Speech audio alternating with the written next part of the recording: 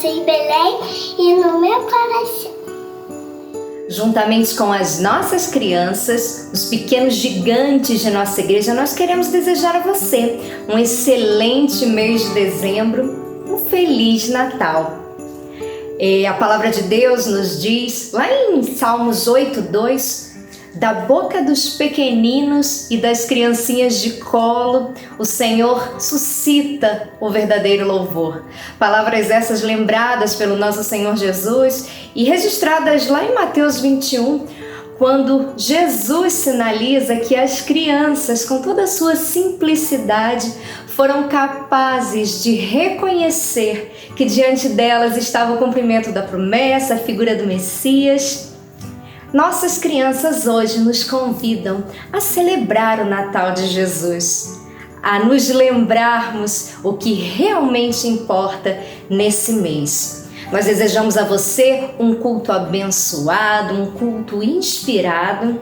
Lembrando que, além do culto online, você já pode participar conosco do culto presencial, basta se inscrever. Nós estamos ansiosos para encontrar todos os nossos irmãos e as crianças também, hein?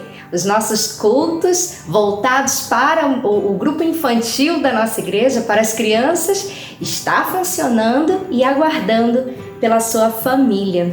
E você, meu querido, minha querida, amigo da nossa igreja, é um prazer tê-lo aqui. Eu queria te dizer o seguinte: nesse mês, nesse Natal, nós nos lembramos do bebê que nasceu em Belém, mas importa que esse bebê nasça no seu coração e viva no seu coração, como nos lembrou a Alana de uma maneira tão simples e tão perfeita. Seja muito bem-vindo, seja muito bem-vinda entre nós. Um excelente culto para todos nós. Chegou o Natal, Jesus nasceu em Belém e no meu coração.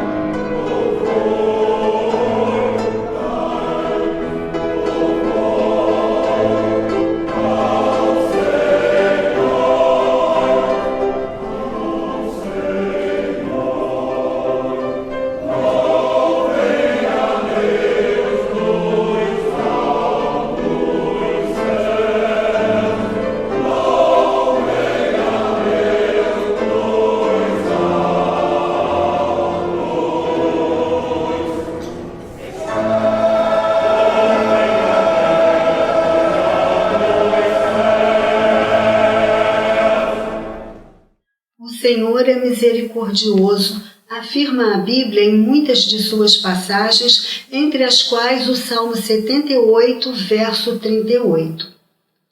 Mas ele, que é misericordioso, perdoou a sua iniquidade e não os destruiu. Antes, muitas vezes, desviou deles a sua cólera e não deixou despertar toda a sua ira. Esse é um salmo que retrata a instabilidade espiritual e os percalços ocorridos na trajetória do povo de Deus do passado. Desvios, arrependimentos e retornos aos caminhos do Senhor eram frequentes entre o povo de Israel. O versículo agora lido põe em destaque a misericórdia de Deus. Ele, que é misericordioso, perdoou a sua iniquidade. Associada ao seu amor tão grandioso que enviou Jesus ao mundo para nos trazer salvação, a misericórdia divina se revela superior aos nossos pecados, oferecendo-nos perdão. Inspirados então no Salmo 78, podemos nos aproximar de Deus com o coração contrito e arrependido pelos nossos pecados, mas também confiante em sua misericórdia e seu perdão. É o que faremos agora, é momento de confissão. Senhor, é assim que nos dirigimos a Ti neste momento, arrependidos e entristecidos pelos pecados que cometemos, mas também já agradecidos e confiantes em Tua misericórdia. Recebe a confissão sincera que fazemos nesta hora e concede-nos perdão. Nós oramos em nome de Jesus. Amém.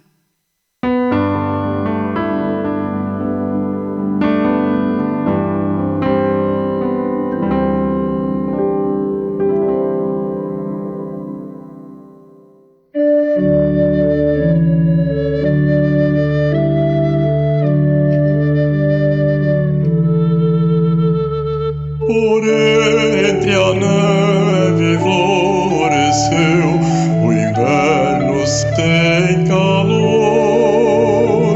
Jesus, a rosa do Natal, o Rei de luz e amor.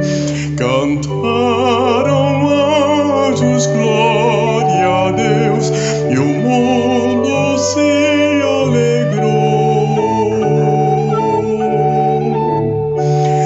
E a voz de um canto universal nos astros ecoou.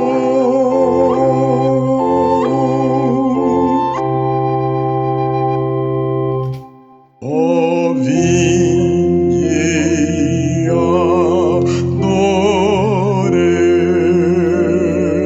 adoremos.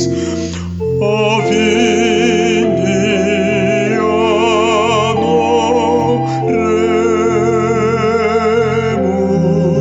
adoremos.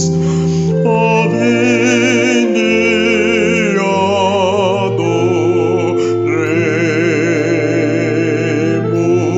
ao nosso Senhor.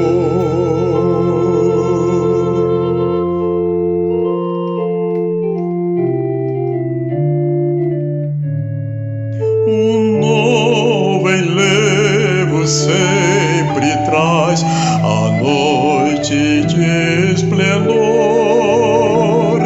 que trouxe a rosa do Natal, Jesus, o Rei de amor.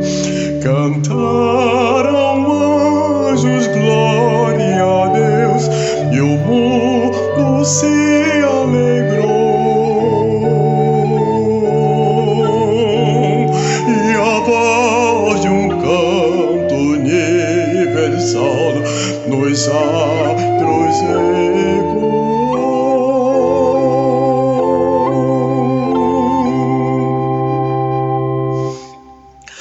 Ó, vinde e adoremos.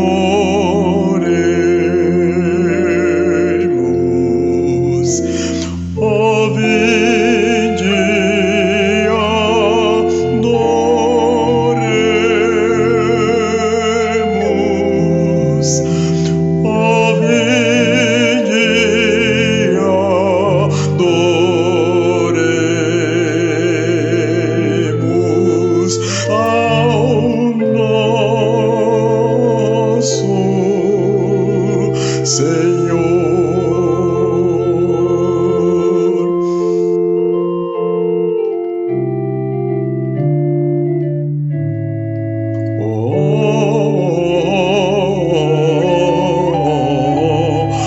Vinde adoremos,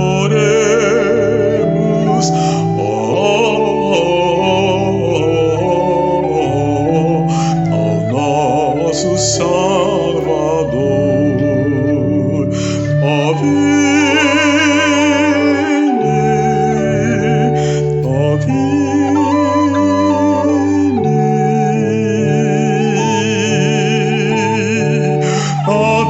Vinde adoremos.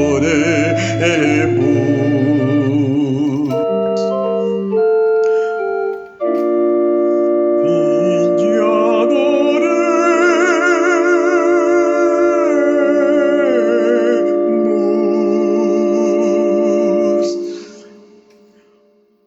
nosso Salvador.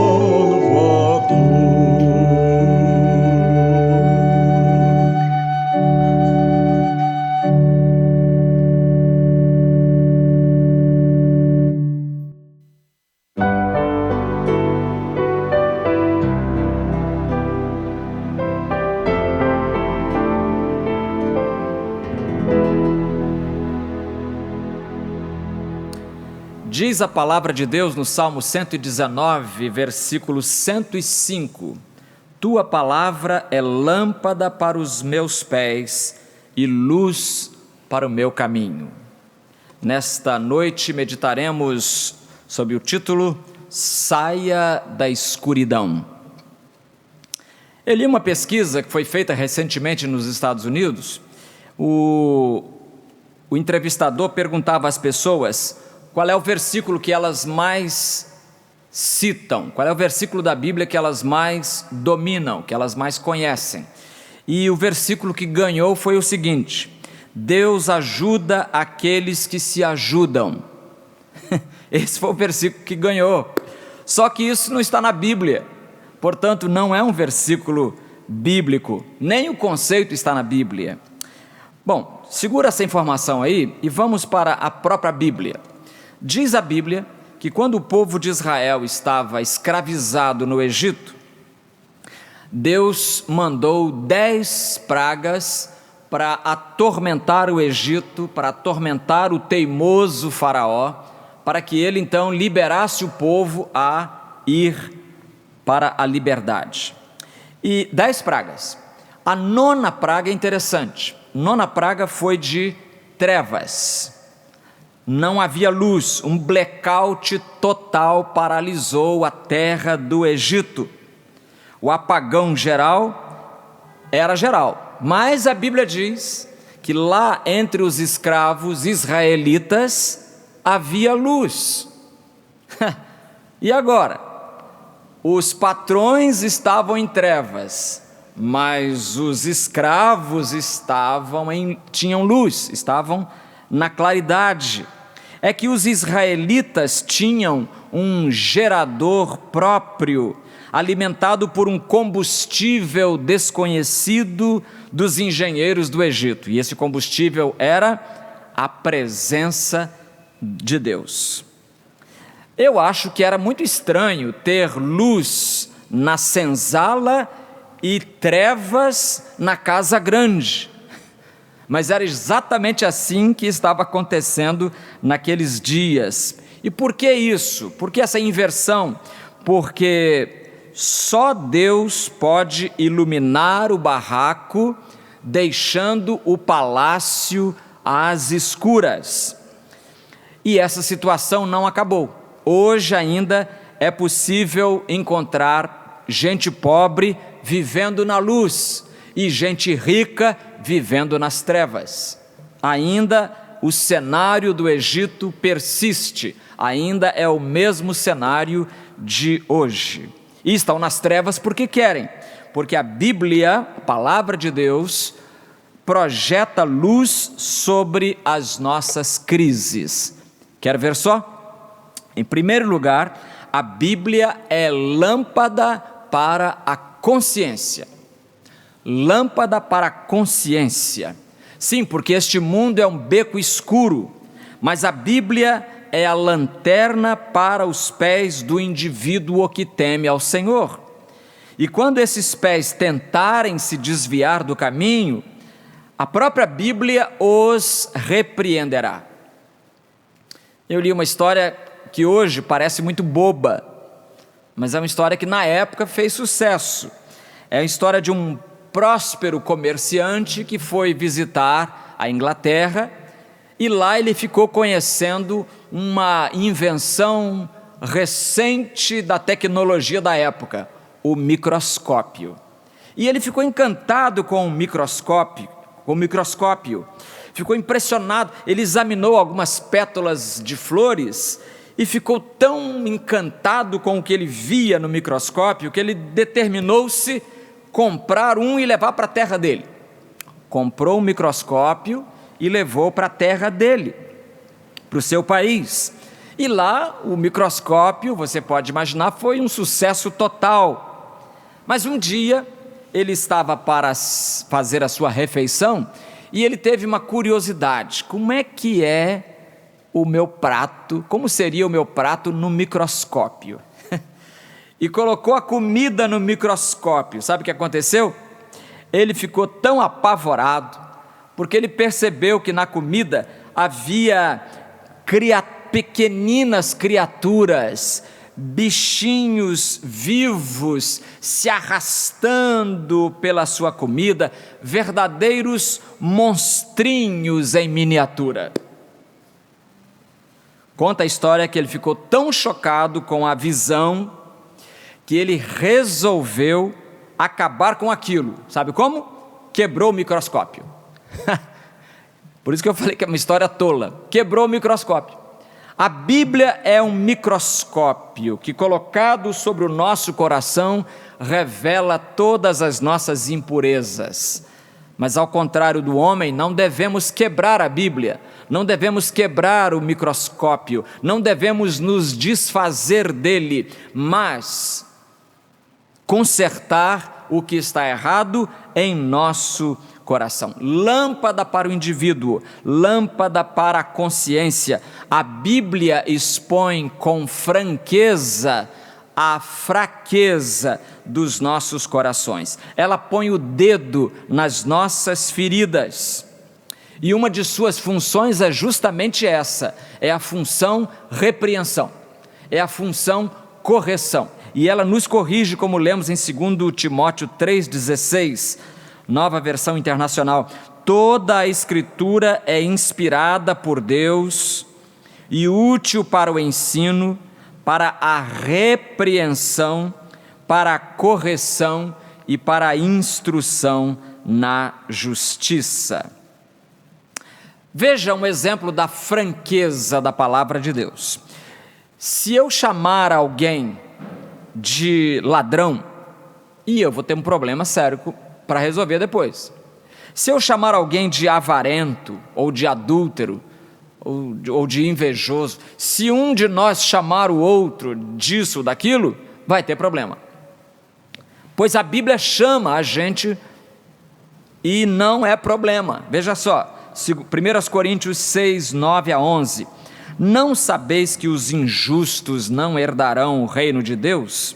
Não vos enganeis, nem imorais. Se você quiser fazer uma lista, começa agora. Nem imorais, nem idólatras, nem adúlteros, nem os que se submetem a práticas homossexuais, nem os que as procuram, nem ladrões, nem avarentos, nem bêbados, nem caluniadores, nem os que cometem fraudes herdarão o reino de Deus. Aí no versículo seguinte, que é o versículo 11, Paulo diz assim: alguns de vós éreis assim. Alguns de vós éreis assim. Vocês eram exatamente isso, e essa é a ficha de vocês, era a nossa ficha no fichário de Deus.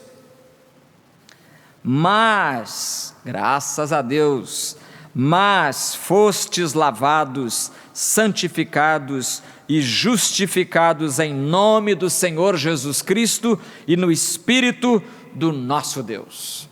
Por isso que um anônimo disse o seguinte: eu li muitos livros, mas a Bíblia me lê. Eu li muitos livros, mas com a Bíblia é o contrário, é ela que me lê.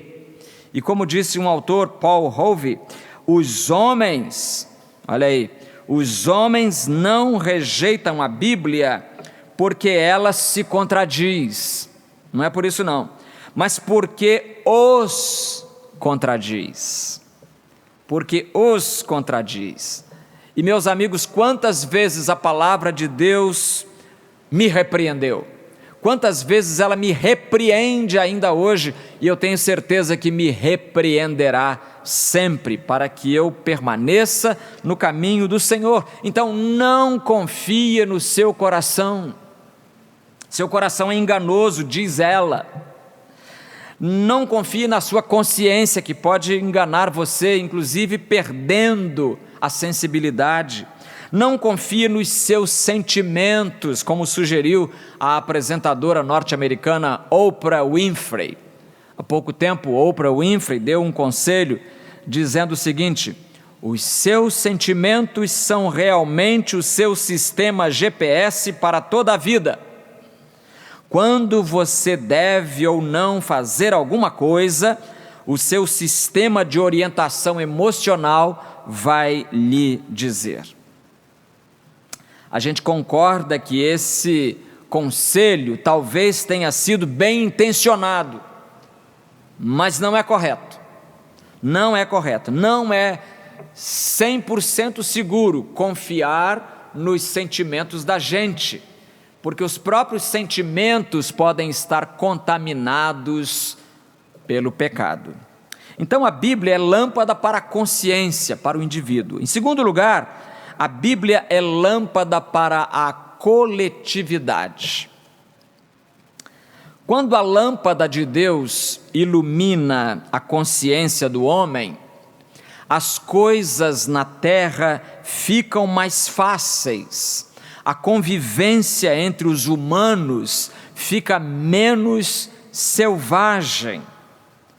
Foi por isso que a rainha Vitória, na Inglaterra, uma vez quando lhe perguntaram qual era o segredo da grandeza daquele império, ela teria respondido que a Bíblia era a responsável por aquela grandeza. E para provar que isso era verdade, no ano de 1849, a rainha enviou exemplares da Bíblia em inglês e em árabe ao governante de Abeokuta, é uma região iorubá da Nigéria, para mostrar o quanto ela valorizava a palavra de Deus. Sim, a influência da Bíblia na consciência é inegável. Ela transforma o indivíduo, mas ela também opera, amigos, transformações em redor do indivíduo, ou seja, na sociedade onde ele vive, na coletividade. A influência na mudança da sociedade para melhor é uma coisa evidente, como nessa história que eu conto a seguir, a história de um soldado europeu que durante a Segunda Guerra Mundial aportou nas ilhas dos mares do sul. E quando ele viu os nativos daquela ilha interessados na Bíblia e procurando estudá-la, e procurando copiá-la, e enfim, vivê-la, esse soldado fez um gracejo, fez uma piada, de muito mau gosto, mas uma piada. Ele disse assim: mas vocês ainda estão muito atrasados lendo esse livro, muito atrasados lendo esse livro. Esse livro já foi superado na Europa, lá ninguém liga mais para ele. Olha, o soldado que falou essa bobagem recebeu uma resposta à altura, no ato. O chefe da região respondeu: meu amigo, se você está vivo agora dizendo isso, agradeça a esse livro, porque antes de esse livro chegar até nós, estrangeiros como você eram devorados imediatamente. Foi esse livro quem nos ensinou a não fazer isso. Foi esse livro que nos ensinou a amar os nossos inimigos. E se não fosse esse livro, você teria se tornado churrasco para nós. Sim, irmãos e amigos, a Bíblia torna toleráveis muitas vezes complicadas relações humanas. A Bíblia diz no Salmo 33, versículo 12: bem-aventurada é a nação cujo Deus é o Senhor. Nação aqui no sentido de povo. Bem-aventurado é o povo, né? E o Daniel 11, 32 diz exatamente isso. O povo que conhece o seu Deus se tornará forte e mostrará resistência. O povo que conhece o seu Deus se tornará forte. Então a Bíblia é um livro que opera transformações surpreendentes.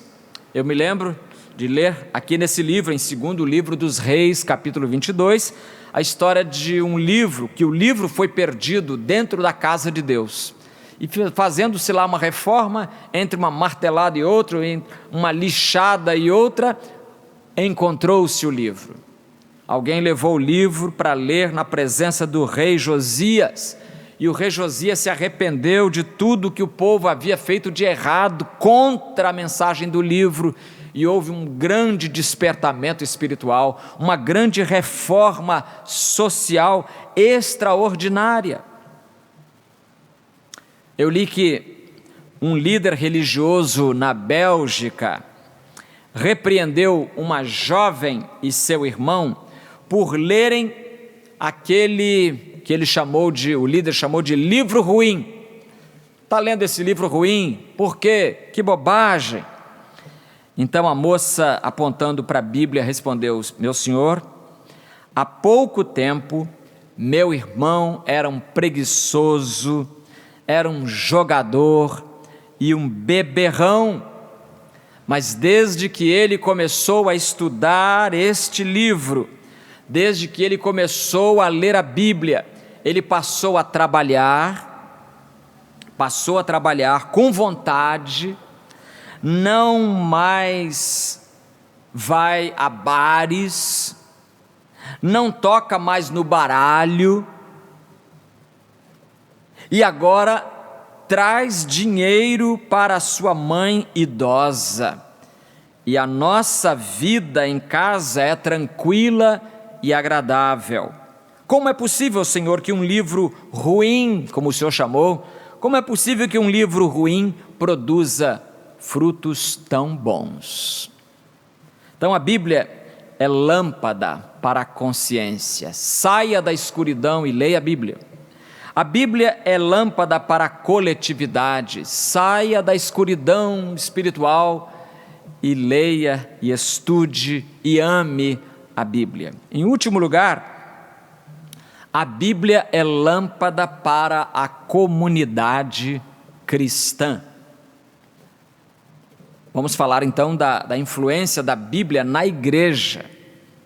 A igreja é resultado da Bíblia, e a Bíblia é resultado da igreja. Há uma dupla dependência, interdependência entre a Bíblia e a igreja, porque a Bíblia diz que a igreja é a noiva de Cristo, a noiva de Cristo, e eu não conheço nenhuma noiva que não leve a sério as palavras do seu noivo.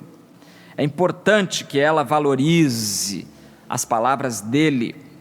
E quando Jesus fez aquela oração conhecida em João 17 como oração sacerdotal ou oração intercessória, Jesus orou assim: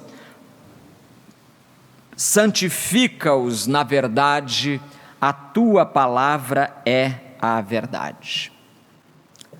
Santifica-os, ó Pai, né? Dirigindo-se ao Pai, santifica-os, os discípulos, a igreja, os crentes, na verdade, a tua palavra é a verdade. Ocorre, amigos, que mesmo sendo a Bíblia a verdade, isso não a impediu de ser perseguida, e perseguida tremendamente, constantemente, cruelmente. A perseguição foi um grande inimigo da Bíblia, desde o princípio. No ano 303, por exemplo, o imperador romano se chamava Diocleciano, e o nome desse imperador está ligado a uma das maiores perseguições religiosas promovidas contra a igreja pelo Império Romano. Ele quis destruir a Bíblia.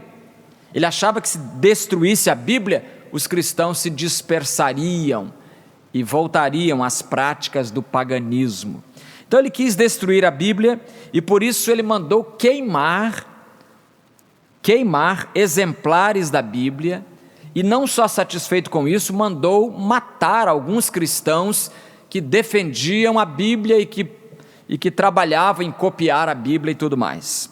Seu lema o lema de Diocleciano em latim, era de compreensão óbvia em português: extinto nomine Christianorum, ou seja, o nome dos cristãos foi extinto. Será que foi? Isso foi no ano 303.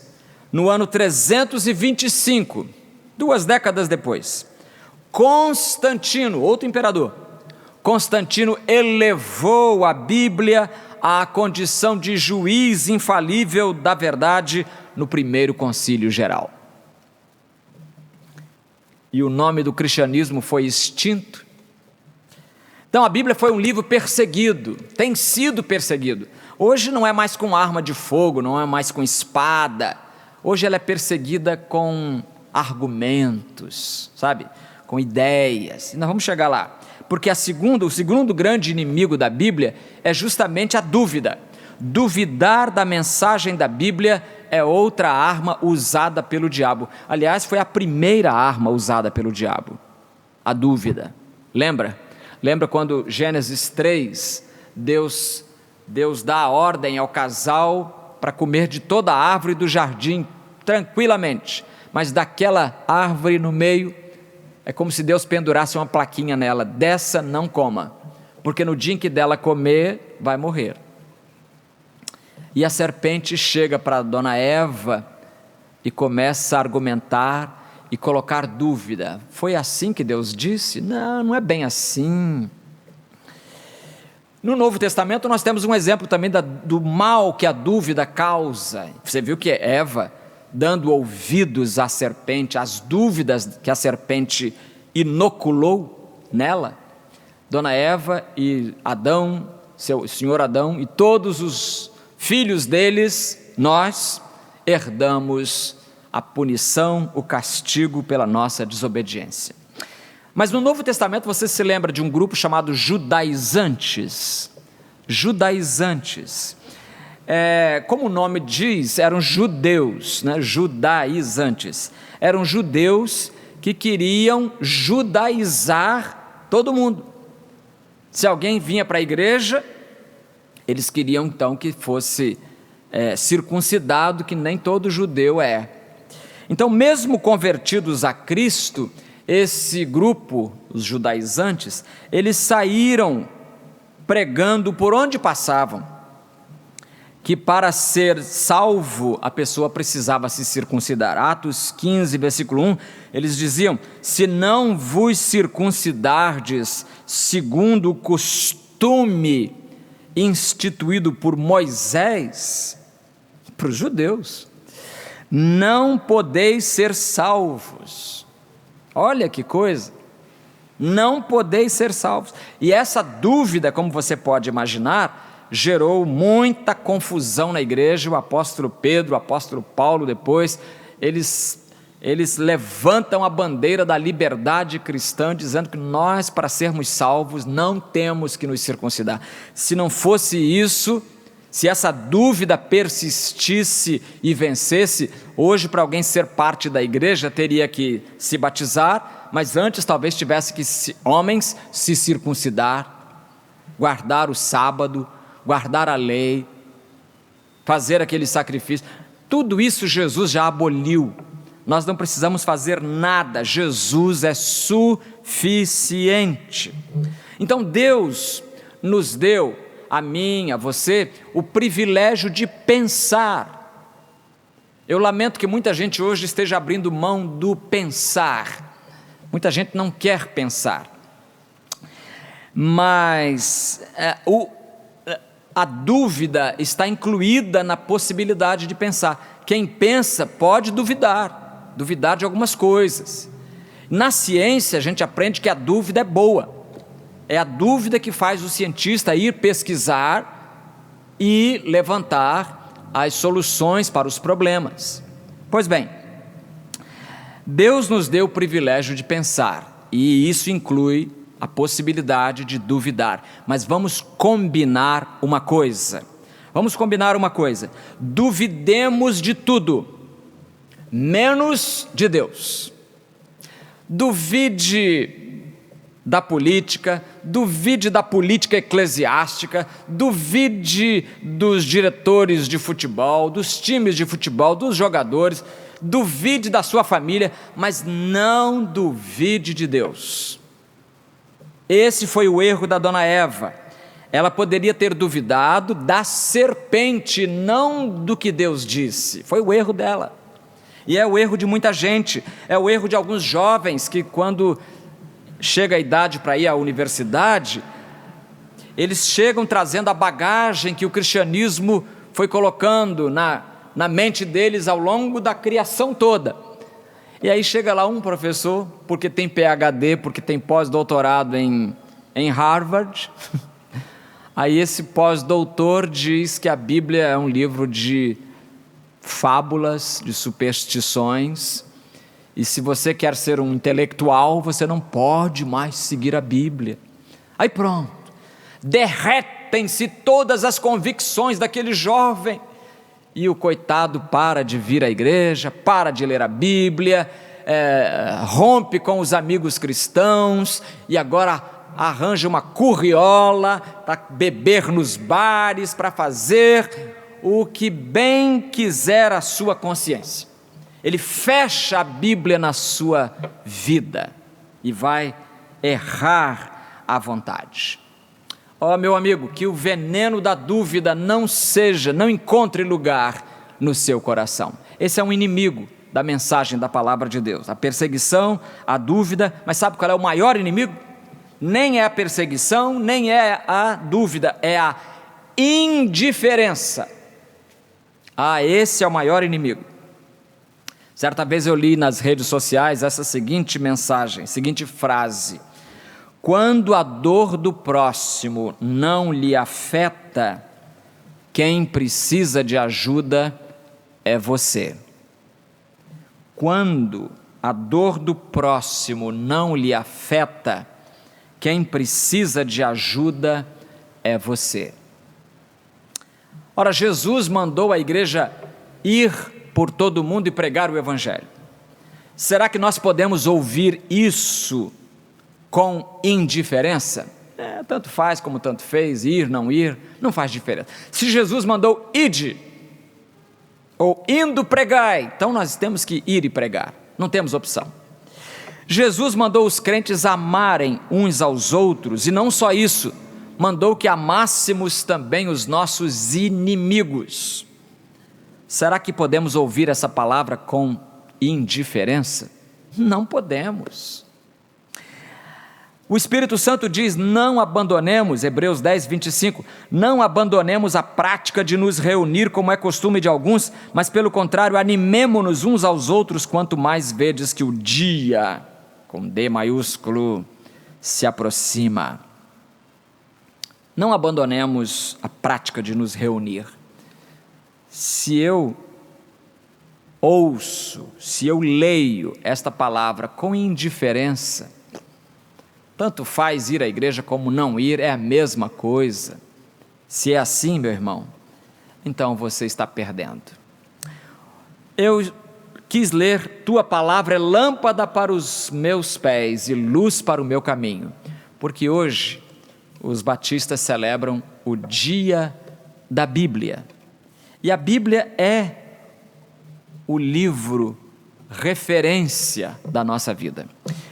Quero terminar com frases de D.L. Moody. Ele disse assim, olha, a Bíblia irá aquecer você se você estiver frio. A Bíblia irá acordar você se você estiver dormindo. A Bíblia irá advertir você se você estiver se desviando. A Bíblia irá lavar você se você estiver sujo ou se sujando. A Bíblia irá castigar você se você estiver desobedecendo. A Bíblia irá convencer você se você estiver nutrindo dúvidas. A Bíblia irá converter você se você ainda não for salvo. De modo que se você ainda não é salvo, não foi salvo por Cristo Jesus, aproprie-se desta palavra, faça do livro sagrado a lâmpada para os seus pés e a luz para os caminhos da sua vida. Vamos orar. Eterno, nós nos curvamos diante da Tua palavra santa. Nós te louvamos porque ela chegou até nós, e ela chegou no nosso próprio idioma, num país onde temos liberdade de exame, e então nós te louvamos porque neste tempo nós podemos ler e observar a Tua palavra. Abençoa-nos, faze-nos transmissores desta mensagem, ajuda-nos a passá-la adiante, ajuda-nos a comunicá-la e, mais do que qualquer outra coisa, ajuda-nos a encarná-la, vivê-la, demonstrá-la em nosso cotidiano. Oramos em nome de Jesus. Amém.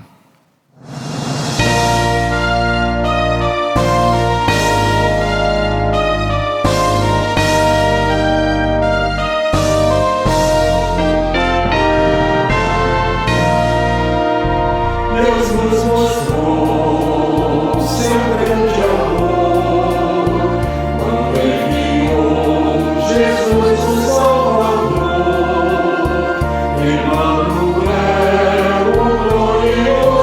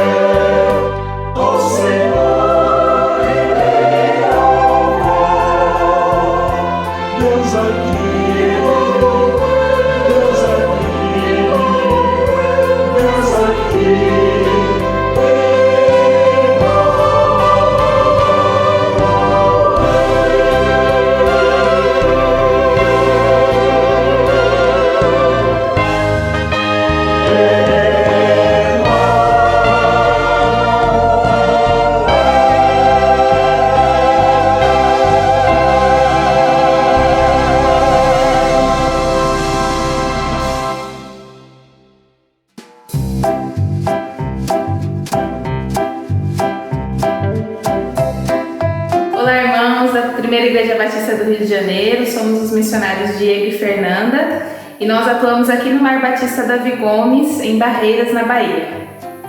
Desde o começo da pandemia, muita coisa tem mudado, né? A gente tem se reformulado nas nossas atividades, no nosso dia a dia. Esses quase 2 anos foi um período longo de aprendizado a todos nós. Hoje nós precisamos readequar a esse novo estilo de vida que, infelizmente, a Covid veio nos proporcionando. Durante um bom tempo, as crianças ficaram sem visita, sem ir para a escola, ficando o tempo todo, o tempo integral aqui dentro da instituição. Então, por isso, a gente precisou se organizar bastante. E as orações de cada um de vocês fez toda a diferença, para que a gente pudesse passar esse tempo, não só por passar, mas que fosse um tempo de qualidade e de crescimento na vida de cada uma dessas crianças. E graças a Deus por isso, e louvamos a Deus, porque de fato isso aconteceu. Isso, nós precisamos readaptar as nossas atividades, mas não deixamos de fazer também o acompanhamento familiar, porque um dos objetivos do lar é a reestruturação familiar. Então continuamos com os acompanhamentos de todas as famílias e nós continuamos e demos uma intensidade maior na família do Clebson. Acredito que os irmãos devem conhecer. Ele chegou aqui pra gente bem pequenininho ainda, com uma má formação, de lábios leporinos e a fenda palatina. Fez todo um acompanhamento aqui dentro do lar, passou por algumas cirurgias em Salvador e depois de um tempo que estávamos já acompanhando ele, recebemos a notícia que encontraram a mãe do Clebson. E desde então a gente continuou fazendo esse contato, começamos com as primeiras ligações, ele teve a oportunidade de conhecer a mãe ainda por videochamada e nessa pandemia, com a impossibilidade das visitas presenciais, nós intensificamos então essas chamadas de vídeo e com o objetivo de fortalecer os vínculos. E aí agora nós estamos então nos organizando para que a gente consiga encaminhar o Clebson para que ele possa ir visitar presencialmente a sua família, conhecer a sua mãe, conhecer os seus irmãos e em um futuro próximo, se Deus quiser, ter a sua vida e sua família totalmente restaurada para a glória de Deus. Não podemos deixar, na verdade, de mandar esse agradecimento, de mandar esse abraço da família Lar Batista Davi Gomes a todos vocês daí da PIB do Rio de Janeiro. Forte abraço, que Deus abençoe a todos. Muito obrigado. Deus abençoe.